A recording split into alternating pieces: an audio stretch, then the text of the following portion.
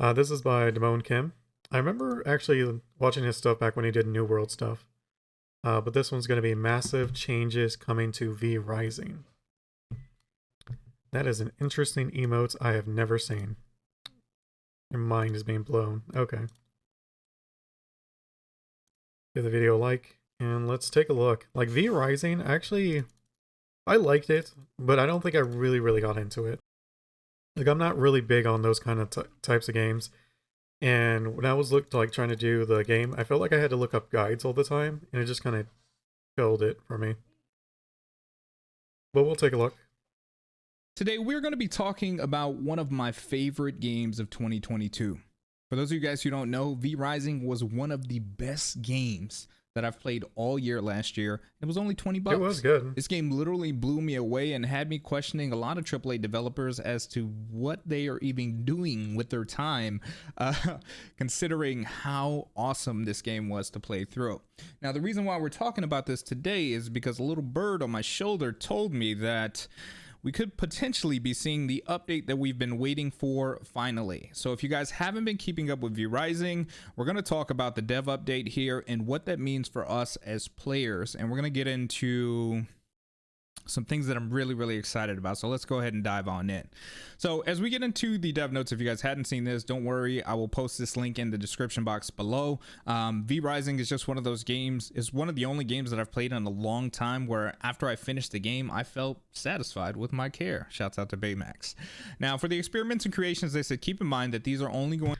I was wondering what he was about to say there. Satisfied with my care. Like, it just felt weird. And why are subtitles on? Is that something he put on? I guess so.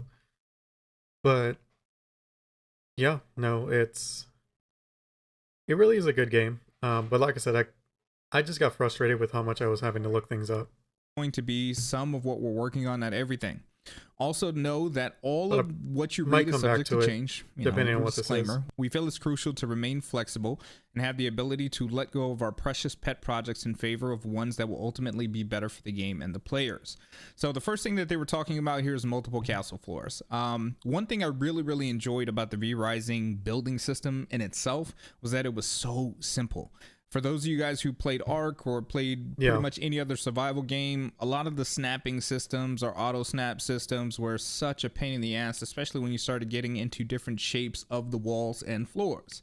Yeah, Ark was like really bad with that. However, V Rising made it really simple where you could just like boop and design the castle that you want. It's one of the most enjoyable features that I experienced while playing V Rising, and I'm actually really excited for expanded design possibilities with this. So as you guys can see, he's building a roof here. He's got like a little entryway, and I'm sure they're going to be adding a lot more stuff to that. Now, the next subject is they talked about the growing world. One of the biggest things that they've adjusted are visual appearances, because you guys remember how kind of plain and blasé that the courts used to look. But this is just an example of some of the things that are to come. They're also talking about adding like a quartz mine that will be able to get into and get access to this. So I'm assuming that quartz is probably going to be more important. Now, before you guys start rushing off and trying to gather as much quartz as you can on your private server, relax. Because from what I read in this article, there will be a full wipe anyway. So this is just for us to just kind of start salivating and thinking about what we're going to do once we get into the game. Now, this is one of the biggest things that I want to talk about here.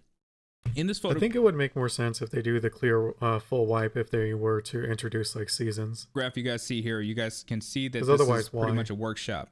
Now, the thing that kind of confuses me a little bit about this is how they kind of worded this. They said, work in progress, a master glassmaker artisan in her shop. They said they want the areas to feel more distinct and alive, and there's plenty of room to keep iterating and making them better and more interesting in ways that are both cosmetic and tied to gameplay. On our journey to the new biome, you will also stumble into a couple of newly arrived and very dangerous V-Blood bosses in the existing areas. Now, that has nothing to do with this, though.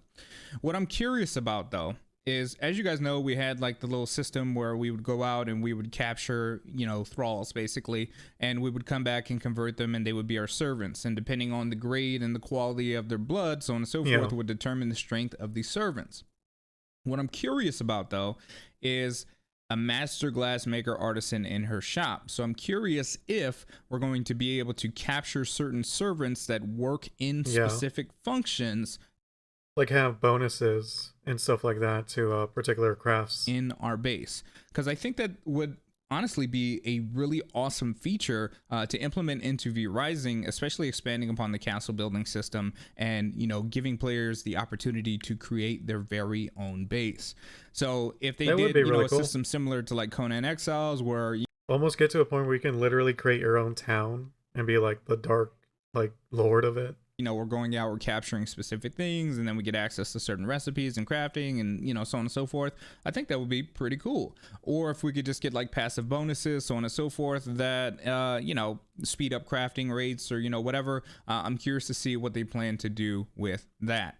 Now, as I mentioned before in the previous paragraph, they did mention new bosses. You guys can see this one here. I'm excited to fight her.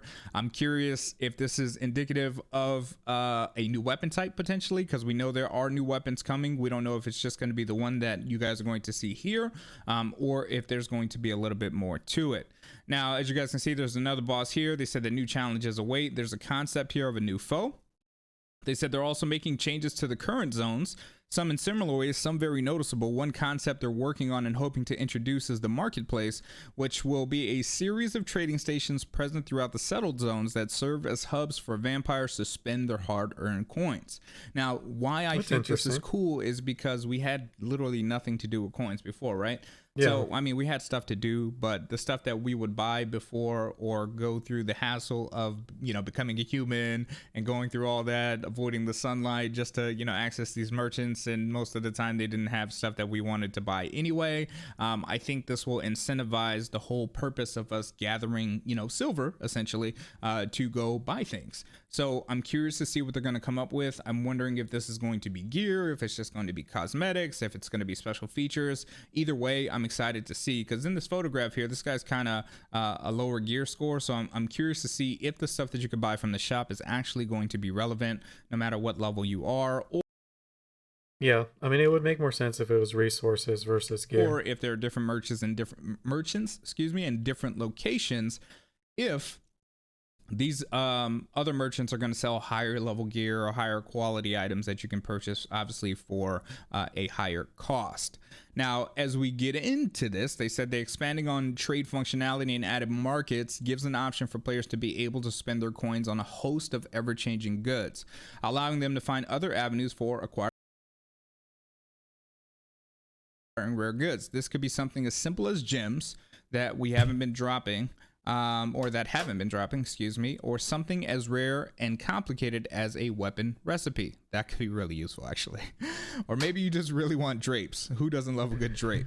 Now, while the function of these marketplace serves the same purpose, you need to approach them differently as a creature of the night. In Farbane, nobody knows how strangely pale you are as long as you don't start any trouble. While in Dunley, you need to disguise yourself to get the deal done. So again, hoping that the incentive is there once we get to these shops. So I'm curious to see how this is going to work out. Now, one of the most exciting features of this whole deal is jewels. Okay, this is going to really excite my PvP people. This is going to really excite my PvE fanatics that just love to go out there and just kind of, you know, wreak havoc and kill everything. So you could have just said this was just exciting for everyone. I don't know, like. You said both PvE and PvP. No one feel like a true vampire. But they're working on a system called jewels to improve the gameplay depth and combat. So players will be able to find, craft, and cut jewels to unlock new perks for their spells, making ability customization even more personal. Jewels will allow players to create stronger combos when pairing spells by allowing you to apply and consume various spell school specific effects into even stronger effects or triggering explosions, novas, forking projectiles, or more. That does sound interesting, but at this, like, it's one of those things where you have to kind of get your hands on it to really know how it's going to play. So it seems like they're taking a page out of, like, you know, Path of Exiles or like Diablo, you know, so I was thinking Path of Exiles, yeah. So with this is going to give a lot of customization. An example that they give here is blood spells will be able to place a life leech debuff. Unholy will allow you to summon more undead creatures in various ways, and so on and so forth. Now, the beautiful thing about this is going to open up class customization. So this is going to also open up the ability for YouTubers and content creators, if you guys want to make videos on this game, to design your own custom builds. This is going to give you a way to say, hey, this is my OP necromancer build, or this is my blood mage, or my cookies and hot dogs mage. Whatever it is that you want to create, this is going to open up a lot of possibilities. I said that well, we don't know. Like, based on what we're seeing just down here, it doesn't look like it's going to be much. You can expect updates and tweaks across the board on all spell schools. It says that their ambition is to create a more dynamic and varied spell system, allowing for more combos and different playstyles, while adding a slice of randomization to new item types to make equipment more dynamic and varied. So when they say things like that, it makes me wonder if certain items or special items or new items are going to come with perks that also have skill mods. Again, a page out of Diablo 4. Yep. But that'd be cool if they come out with tier sets. This is going to make things a lot of fun. And this is also going to make things very interesting for PvPers. Okay. Now, they also talked about here, they said that something's coming, something unique, because they said maybe you're interested in exploring something totally new, something unique that nobody has seen a hint of yet. And then they show like some pictures and they talk about knowledge and hidden secrets and, obviously a bunch of... Maybe it's more of an actual like dungeon kind of thing, because I don't think Verizon really has anything like that. Of improvements that are going to be coming along.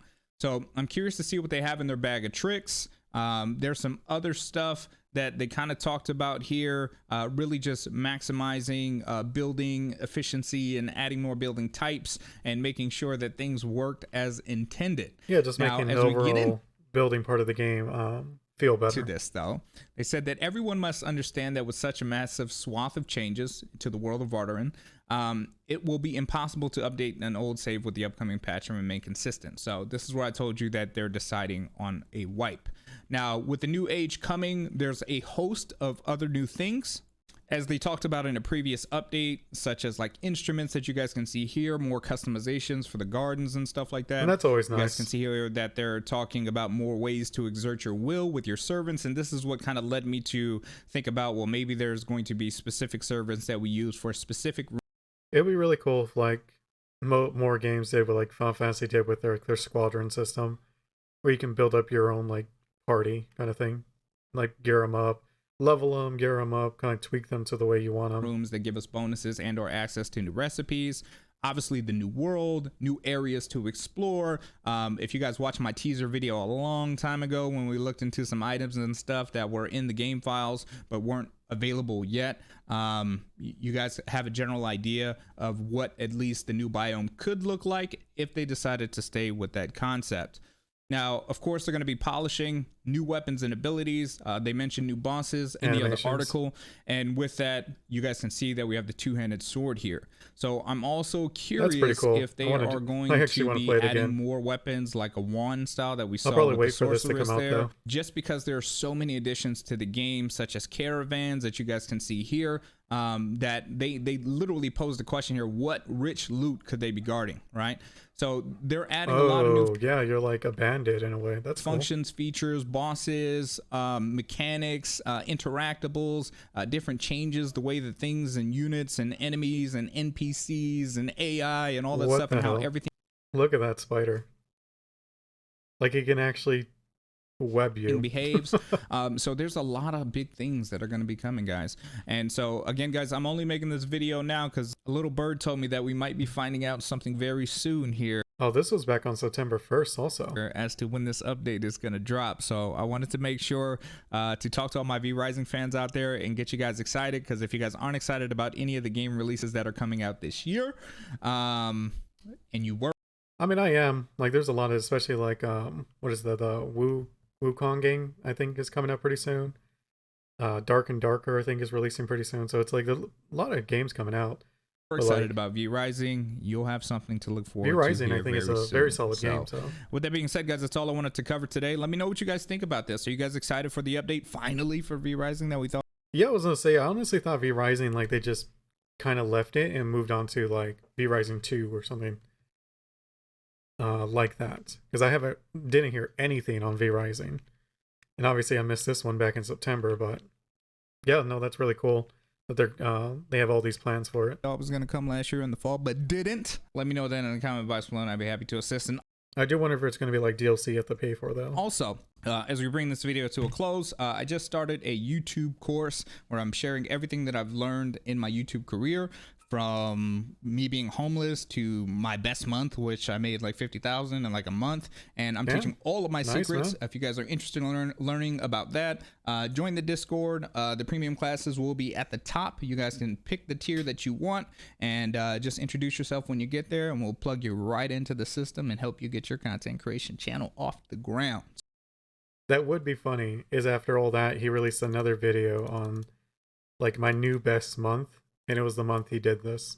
Like, like I don't know why I immediately thought was like, oh, well, you thought that was your best month, 50,000. Just wait until these classes are, like, you get the money from all these classes. So, but yeah, good video. Yeah, Via Rising. Honestly, did not think anything was coming out for them anymore. So, really happy to hear that they're still doing updates for it.